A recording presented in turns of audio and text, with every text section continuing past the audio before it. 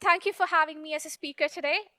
This is my first time at Swetag, and I am delighted to present to you my take on REST, GraphQL, gRPC, and a comparison between the three API paradigms today. A little bit about myself, if my clicker works, that is. My name is Poornima Nayar. I live in UK. I'm a freelance .NET developer, and Berkshire is where I live. I have a little 8-year-old child. I spend a lot of time with her. I read a lot, and I'm also a student of Carnatic music, which is a stream of Indian classical music.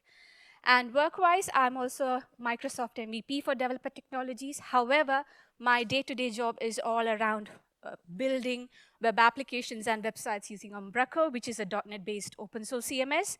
And I've been their MVP for the past 4 years as well. And that's my Twitter handle, should you wish to connect with me. Sorry, I clicked too fast, but my point, my agenda for the day about REST, gRPC, and GraphQL, I think it's been a hot point of debate amongst developers. But for me, it is all about choosing the right tool for the right project at the right point of time, which is the reason why I personally wanted to learn about these three API paradigms and then understand what is the difference between the three API paradigms. And that's exactly what I'm going to be doing today. We'll understand the basics about these three API paradigms, and we'll go through a comparison. And if time is on my side, we will also think about some use cases, some tools that you can use to help you through the development process of the API. There won't be any code today because personally, when I presented this talk with code, it was an overkill. So I just put the code to a side. But I think we have enough examples out there for each three API paradigms, so you won't really miss out on that either.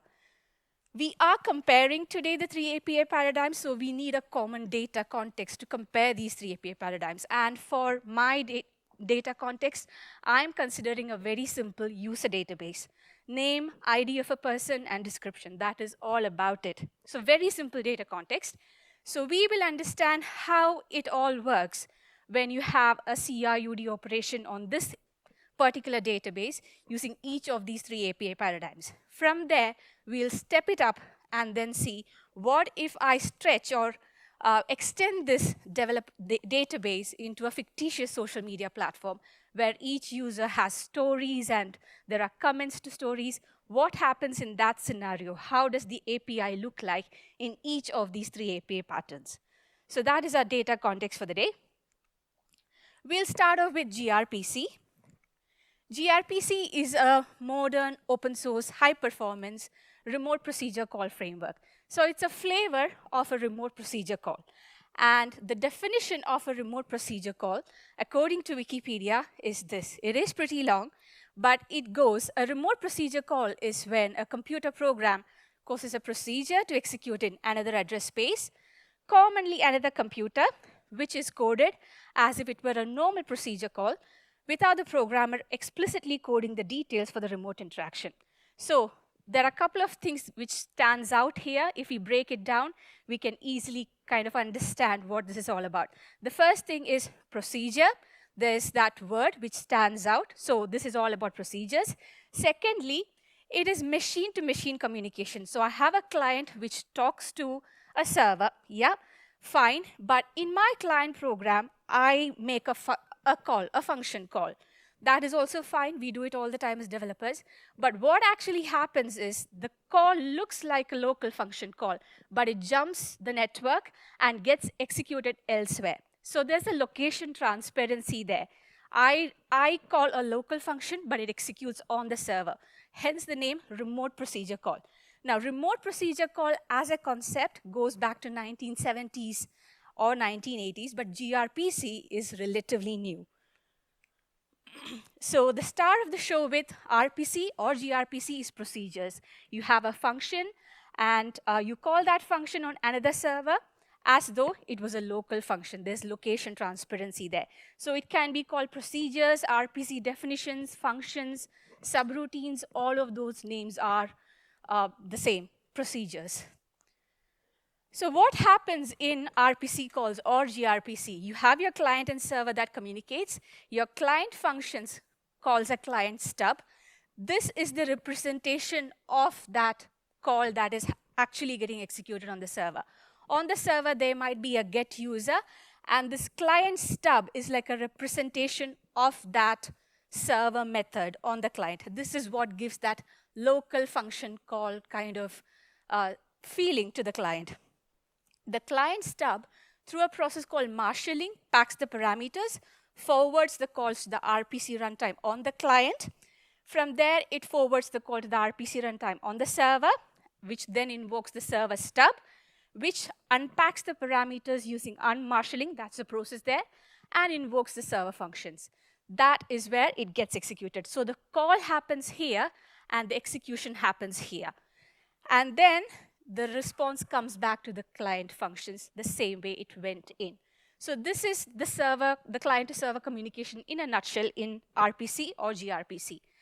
And talking specifically about gRPC, it's Google's implementation of RPC, so Google Remote Procedure Call.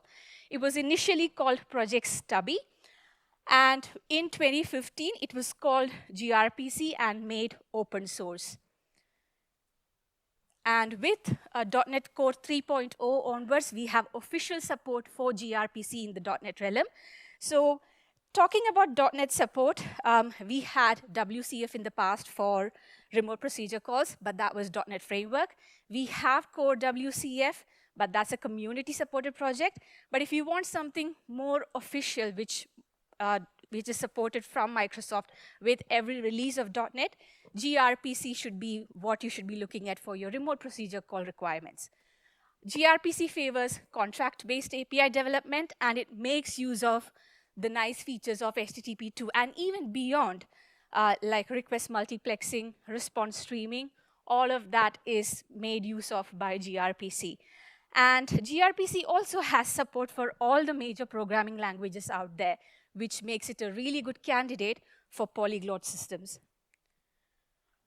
When it comes to gRPC, we spoke about the contract-based API development, and protocol buffers are where you have your contract. So this is the interface definition language, as well as the message exchange format. So protocol buffers, they are Google's open source mechanism to serialize structured data. So if you think about JSON, this is something like JSON, but much more smarter, because it's really small in size, and it is transmitted in binary format as well. Now, protocol buffers are not something that just gRPC uses. If you have done IoT development with Google devices, you might come across this term. You can even use protocol buffers in your normal web API development as well instead of JSON. That is also possible. So there is certain other use cases as well when it comes to protocol buffers. So that is using protocol buffers as the message exchange format. But gRPC uses protocol buffers as both the interface definition language as well as message exchange format. And when it comes to the message exchange format, you have messages like this going on between the client and the server. So the keyword is a message, and the message itself is a collection of key value pairs. These are called fields, and each field has a type, a name, and a number. This message is transmitted in binary format between the client and the server.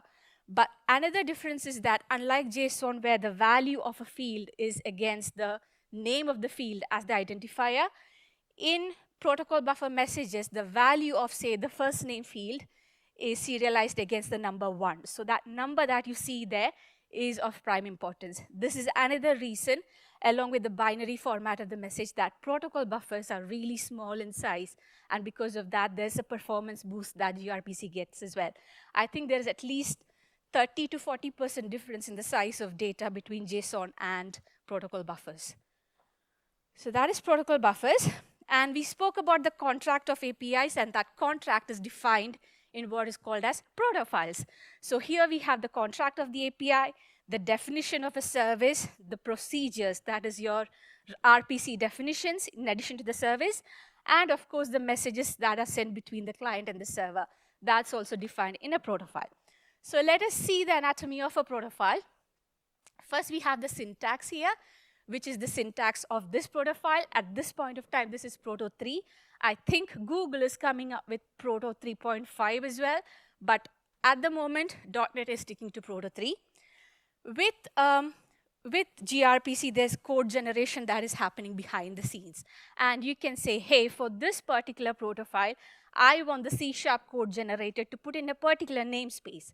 And that can be specified using the option C# namespace. So with this particular protofile, all the C# code generated would be put into the grpc.basic namespace. You can also have namespaces for your protocol buffers itself.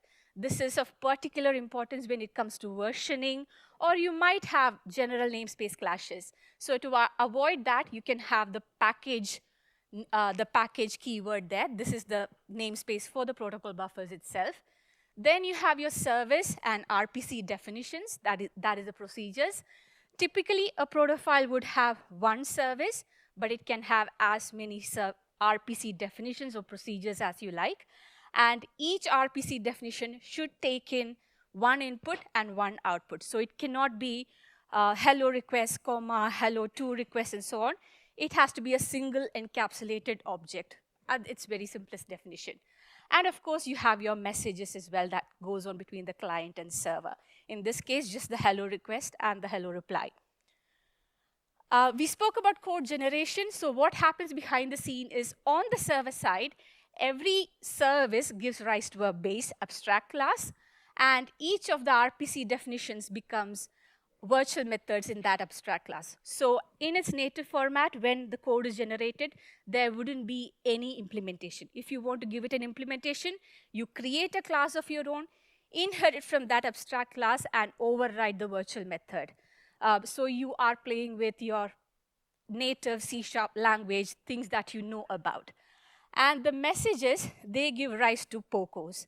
And all the data types are understood by the Proto-C compiler, which kicks in to generate the code, and it will all be mapped out for you. So this is on the server side. We also have code generation on the client side. So with every service class, there's a client that is generated, and for every RPC definition, you have a stub being generated as well. And it is this stub here, the say hello, that I would invoke from my client program. But in reality, it goes and invokes the say hello method on the service for me. And of course, you have your methods, which gives rise to the POCOs as well. So this is client-side code generation in .NET. And you can control what code gets generated as well with this protobuf tag that goes in your CSproj file. When this tag is added in your CSproj file, the file here is treated as a protobuf file. And using this attribute, you can control what kind of code gets generated. In this example is the server-side code, but it can be both server, client, or even none. So I am talking purely from a .NET perspective, but it is possible that my service is in .NET and you have a Go or a Node.js client who is consuming the service. In such an instance, what you do is you share your protobuf, your proto file. Say you have a public API, and you share that proto file in whatever manner suits you to the end clients. They would then generate the client-side code. The stub, the client, all would be generated there. And the reason being, the Proto-C compiler, the tooling behind the scenes, that's available for every language, or it knows every other language that is supported, and it helps you generate the code for that particular language. So that is the polyglot aspect of gRPC. And this is how your API would look like with my data context. You have very action-oriented procedures with gRPC service. You would get user, get a collection of users, create a user. So it's very action-oriented, to the point. And if you extend that database to be a fictitious social media platform, and you want stories and comments and latest activity, you would have methods or procedures for that too. So it's very action-oriented, get me this, get me that, do this. It is procedures at the end of the day. So that is the extended version. With gRPC, you also have access to these 4 modes. We have been speaking only about the unary, which is one request in, one response out. But gRPC also takes advantage of the HTTP2 features like request multiplexing, response streaming, and it has these streaming modes as well. With server streaming, with a single client request, the server can stream data, or the client can stream data, the server can process it and send a single response back. or you can have complex scenarios where the client streams as well as the server streams at any point of time. So these are the 4 methods or modes of gRPC. And you can have metadata as well with gRPC. You can have request headers and response headers. And there's also this concept called response trailers. This is actually a HTTP feature. The trailers exist in HTTP 1.1 as well, but gRPC has been making use of that using the HTTP 2 features because there is the streaming capabilities or modes with server streaming and bidirectional streaming. So the difference is that response headers are sent alongside the response, and it is information pertaining to the call itself. However, if you want information like how many packets of data has been processed, or while streaming or processing large volumes of data, was there an error somewhere, so which resulted in partial execution of the data, that kind of response can be sent in the response trailers, which is served after the response is complete. So that is metadata in gRPC for you. And talking about some of the advantages and disadvantages, with gRPC, we have lightweight messaging because of protocol buffers. And one of the reasons for high performance is the lightweight messages. We have built-in code generation. We have the streaming capabilities. Of course, we have reduced network usage with protocol buffers, and gRPC is scalable as well. So that is advantages. And talking about the disadvantages, we have some coupling between the client and the server, but we can easily overcome this because gRPC as a concept is very smart about versioning. This is an API paradigm with inbuilt support for versioning, which is outside the scope for today, which is the reason I didn't add it. But with a little bit of love and care right from the get-go, you can have beautifully scalable, maintainable, versioned APIs. But because this relies on a lot of HTTP 2 features, we have limited browser support, especially when it comes to client streaming and bidirectional streaming. It would be difficult to do that with on a browser. So browser-based client apps. But that is OK because RPC was supposed to be machine-to-machine or computer-to-computer communication. So it wouldn't actually think about a browser coming into the view there. With gRPC, there is zero discoverability, but you can add things like reflection onto the server to provide some kind of documentation, but I don't think it is as good as, say, what the OpenAPI spec gives you in REST or something like that. And what is its nature? The procedural nature of RPC can lead to function explosion as well. So that is another disadvantage. So you have to be careful about how you structure your protofile and services. And of course, your messaging is in binary format. That is not human readable. But again, that's OK because this is an API paradigm meant for machine-to-machine communication. And that brings us to REST. This is the most widely adopted API pattern known to developers, I think. It's been used, overused, and abused. And this was a learning curve for me. Like pure REST was a learning curve for me when I started prepping for this session. And I've done this talk quite a few times. And every time I talk about REST, there is something new that I pick up. There's something that clicks in my head about this paradigm as well. But talking about REST, it stands for Representational State Transfer, and it is an architectural style for distributed hypermedia systems like the web, and was presented by Roy Fielding in 2000 in his dissertation, where he suggested that REST could be a way to standardize web or distributed hypermedia systems like web that ran on HTTP. And by far, REST is not a specification, it's not a standard, it is only a set of guideline principles. So which means developers across the world have their own best practices of dealing with it. Furthermore, REST was put in place for web. We are bringing it down to cater for API needs with REST, which means some of the weirdness that you would find with REST as a concept could be due to that. But more on that later. The star of the show with REST is resources. Here is something that you can act upon. And resource can be anything that can have a computer representable a representation. So it can be a person, it can be a vehicle, it can be a fruit. As long as it is representable in a computer-readable format, that is a resource for you. And REST is all about, here is a resource, here's a collection of resource, here's what you can do with the resource, here are related items for this particular resource. Resource is the start of the show here. And each resource should have a resource identifier, a unique way to represent and to understand about a particular resource in question. So with REST, we are talking about resource representations. There's only representations of resource. A resource representation lives on the server. The client can communicate to the server and change the representation of a resource on the server by giving it what it would like to be. Say, the name of a person is Harry Potter. I want to change it to Harry Potter, the boy who lived. So I, as a client, would give a representation to the server about what I would like the name to be. So I am talking to the server using a representation. The client talks to the client. Sorry, the server talks to the client using a representation as well. So that is representational state transfer. The client and server talks using representation of resources.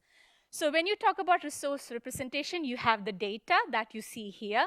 There's some metadata, and there's also hypermedia links. This is one important aspect of REST as well. So this is all about the related information about this resource. We will speak about this in great detail, but this is how a resource representation should be. Not just data and metadata, it should have this resource representation, this hypermedia link in the representation as well.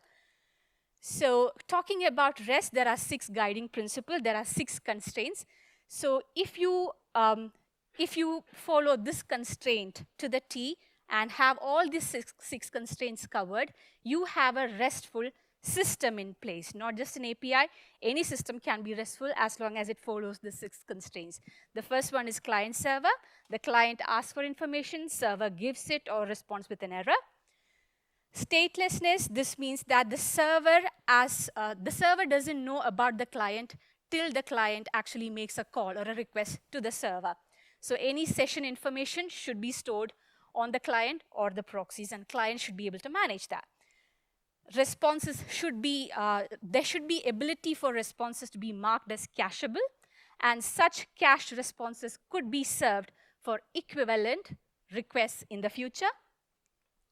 The uniform interface, which is the most important of the REST constraints, this is where we speak about resources, and it has 4 sub-constraints. So there is the identification of resource, which talks about the uniqueness or the unique way to identify a resource, probably a URI. Then you could have manipulation of resources in various different formats, and the client and server manipulating the resource through the resource representations. Then you have self-descriptive messages and HATIOs. So these 2 sub-constraints are totally related and completes REST. Self-descriptive messages means every message that goes back and forth between the client and the server should be complete in itself for the client as well as the server to take action. And that information is complete through HATIOs, hypermedia as the engine of application state, which is the links that you saw in the resource representation. Then you have layered systems. So I, as a client or the consumer of the API, could be talking to a proxy, could be talking to a caching layer. I do not need to wonder or care about it. The server, however, can be made up of multiple systems, multiple layers, with each layer doing just one function. And layers can be removed or added at any point of time. The last one is code on demand, which says you can also serve up executables as a part of your response. So this is an optional constraint, but this is more on the web side if you think about it, because REST was put for web. And as I said, we are bringing it down to cater to API needs.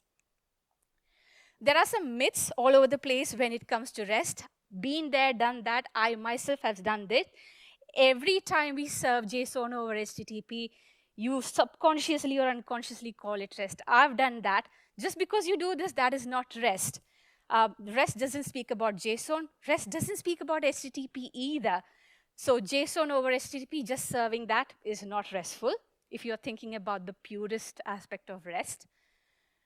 REST is also not RESTful procedure calls. Just because you invoke a method over HTTP, that is also not REST.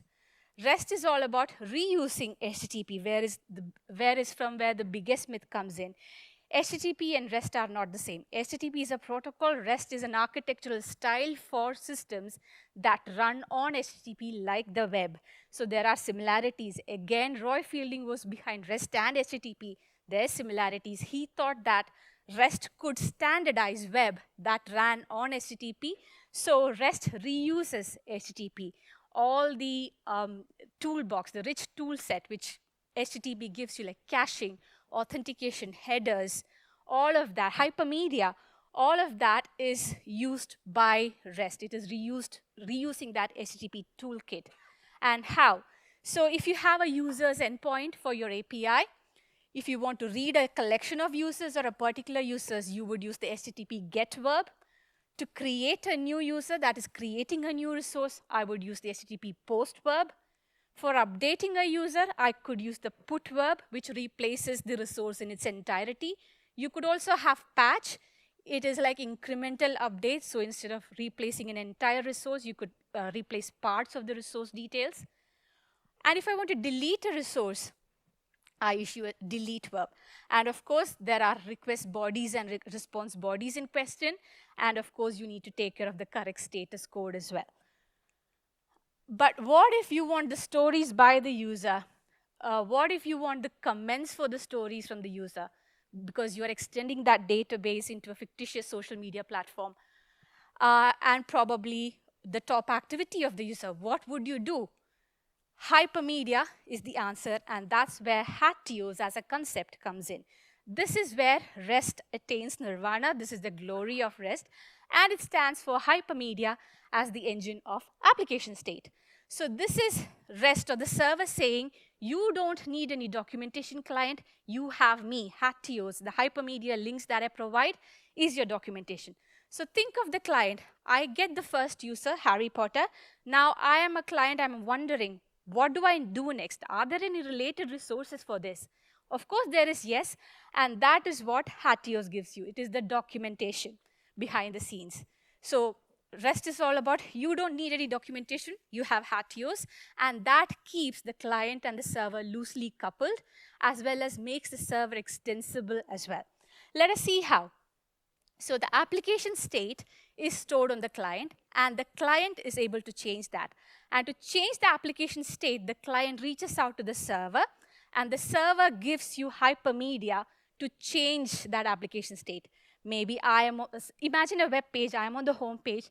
Now I need to go to the about page. But how can I go to the about page? Rather than using some hard-coded information, the server is sending me, this is the link to the about page. Now go and use that. So it is the server, through hypermedia, driving the application state or the change in application state. That is Hatios as a concept for you. And Richardson maturity model. In this particular model, it describes about hypermedia controls and the response being the glory of REST. At level 0, we have the plain old XML. Level 1, we start thinking of resources, but we still don't use the HTTP verbs. At level 2, we have resources and the correct HTTP verbs, which is what we saw about. And most of the real-world APIs fall into that category as well, I think. And level 3, when you have hypermedia controls, is when you attain the glory of REST. So how would your API look like? You would have a root entry point like this, api.xyz.com. And your client would go to that root API endpoint. It would see the user's resource. It would then understand, here's the first user. Here is what I can attain with the first user and what are the related information. Then I can drill down as a client and achieve related information about a resource and information about what more can I do about the resource. So instead of a human eye doing this for you, it is you programming a client to do this, which is where the weirdness about Hatios comes in as well. So if you are to look at the resource representation, this would be the hypermedia links that you find about. So when you talk about this in terms of web, you have your home page, say, of a website, and then the server sending you the About Us page or a Contact Us page. and the human eye and brain making the decision and clicking that link, and you are bringing that down to API level where you are programming a client to do the same exact thing. That is one of the weirdness that I think most of the developers feel around Hatios. And there is no standard for implementing Hatios in your APIs as well. As of now, there's a work in progress standard convention, which is HAL with the 2 MIME types. There are several other MIME types in place as well to represent hypermedia links in JSON, but this is what we have for now. Talking quickly about decoupled, the advantages and disadvantages, we should have a decoupled client and server with REST if you have Hatios implemented, which means that APIs can evolve over time. But apart from that, we all know REST is scalable. We have seamless integration and reuse of HTTP. It is easy to consume because any client that can issue an HTTP request can consume this, and we have superior browser support. But it can get chatty. There is no single spec. There are big payloads, overfetching, underfetching, and the N+1 problem, which is the reason we have GraphQL in place. Now, everything what REST should not be and cannot be, that is what GraphQL should be for you. So that is how I understand the difference between the 2 paradigms.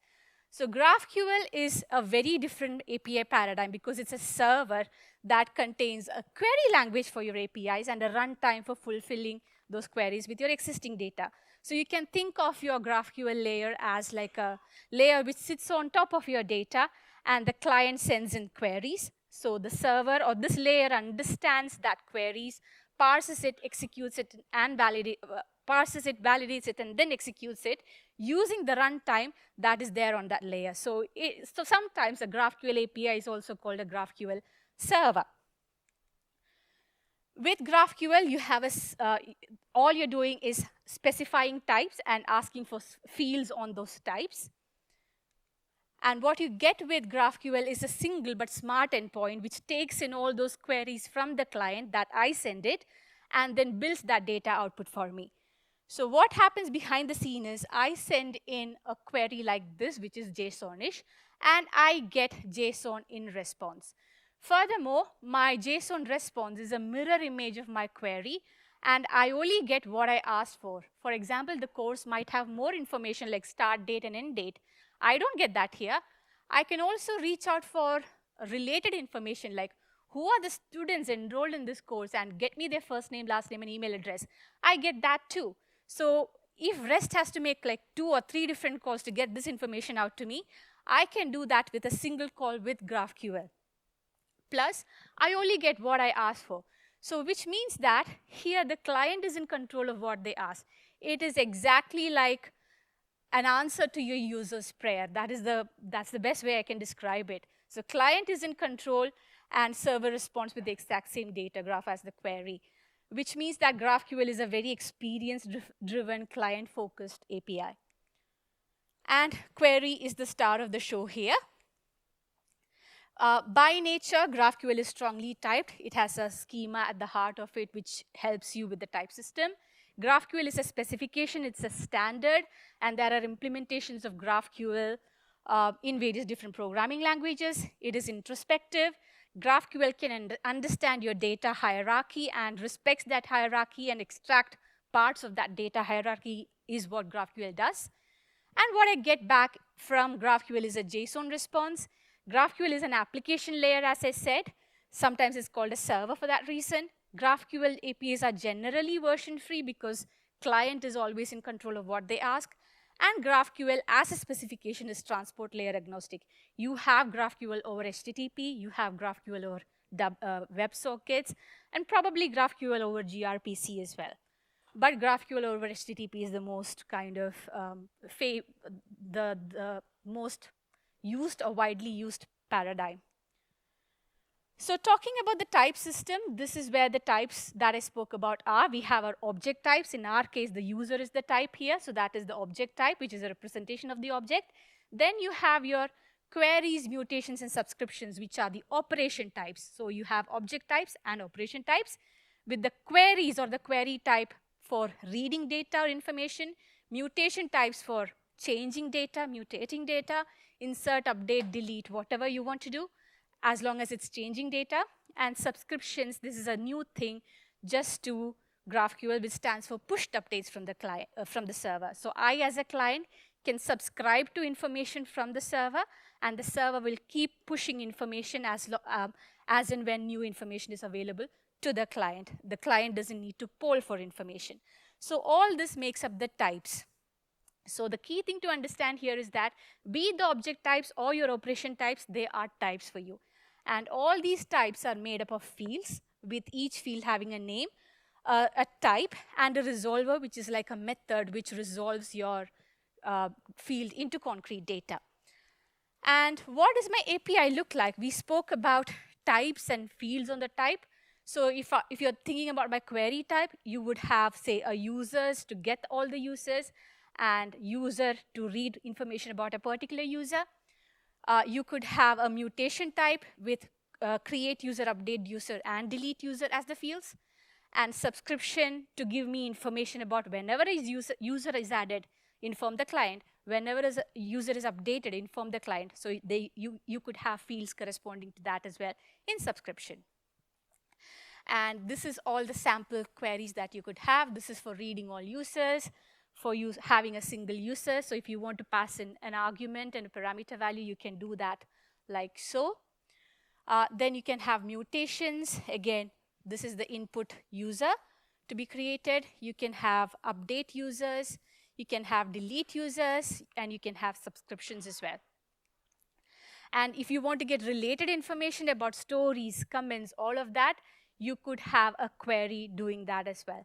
As long as those object types are defined and you have your queries doing the trick, you can get the related information from your query as well. The schema works out the relationship between your data objects for you.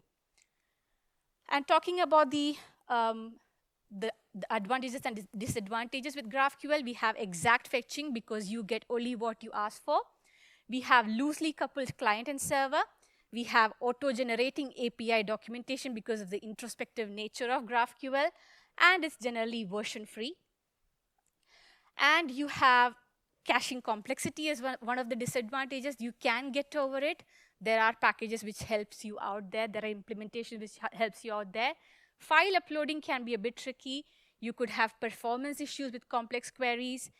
This GraphQL as a concept is a very steep learning curve as well, and it's still benefiting from that growing community out there. So talking about how they compare, so there are a few things here. The fundamental unit with REST resources, with GraphQL is queries, and gRPC it is functions or procedures. The coupling is low when it comes to REST. Again, with GraphQL is low. When I mean low coupling with REST, that is provided you have Hatios implemented. And with gRPC, there is tight coupling because of the contract-based API pattern. REST can be really chatty compared to GraphQL and gRPC. Discoverability is bad in gRPC. You can tame it with server reflection, but it is not as good as with GraphQL because of its introspective nature, or with REST when you have Hatios. That is supposed to be its discoverability. REST can need versioning, so is gRPC. With GraphQL, it is generally no versioning. REST is stateless. GraphQL, query and mutations are stateless, but subscriptions are stateful because subscription is a long-standing request to the server. gRPC unary can be stateless, but when it comes to streaming, because streaming is essentially a single request that is held onto by the client and server, it can be stateful. Talking about the performance, GraphQL can suffer on complex queries. Payload size can get heavy with REST. The payload format is usually JSON or JSON on REST. We think about JSON as one of the best practices with REST. With GraphQL, it is set in stone. It is JSON. And gRPC, it is protocol buffers and binary. With gRPC, you have browser support only when you have gRPC web or you use gRPC JSON transcoding, but that's fine with REST and GraphQL, which has superior browser support. When it comes to being a standard, REST is only a best practice, while the other two paradigms are formal specification. REST is probably the most mature, but GraphQL and gRPC is still early. The learning curve is the highest on GraphQL. The learning resources are many, many, many in REST, while the other two are slightly behind REST. When it comes to .NET support, we have third-party implementations for GraphQL, GraphQL on server and hot chocolate, while the other two are out of the box. Visual Studio support, again, GraphQL is external templates, and hosting with gRPC, Azure Kubernetes Service, Container Service, and Linux plans only on Azure App Service, while REST and GraphQL has many options out there. Of course, if you want to think about Windows servers, you can host gRPC on Windows servers as well. Some of the tools, REST, you can use Swagger UI, Postman, command line, the REST client, HTTP client on JetBrains, all of that for your testing purposes. GraphQL has a wide variety of GraphQL playgrounds built on top of the introspective nature. So these are some of the playgrounds available there. With gRPC, you have the command line-based gRPC curl, and you have gRPC UI built on top of gRPC curl, which is really nice as well. I haven't used Bloom RPC and Postman, but it is worth having it here. And of course, Postman now has support for GraphQL as well. And use cases, REST is perfect for management APIs when you have a focus on objects and resources, varied client usage, and microservices. GraphQL, where you have mobile applications, this is a perfect use case for as an API, where you have relational graph for data, where data needs fetching from multiple APIs, like a API gateway. GraphQL can be very good. And with gRPC, polyglot systems, microservices, IoT, all these places you can have gRPC as well. So that is it from me for the day. I hope you have learned a thing or two, and that's a link to a collection of resources that I have as well. So thank you. I'll be around if you have any questions. So thank you.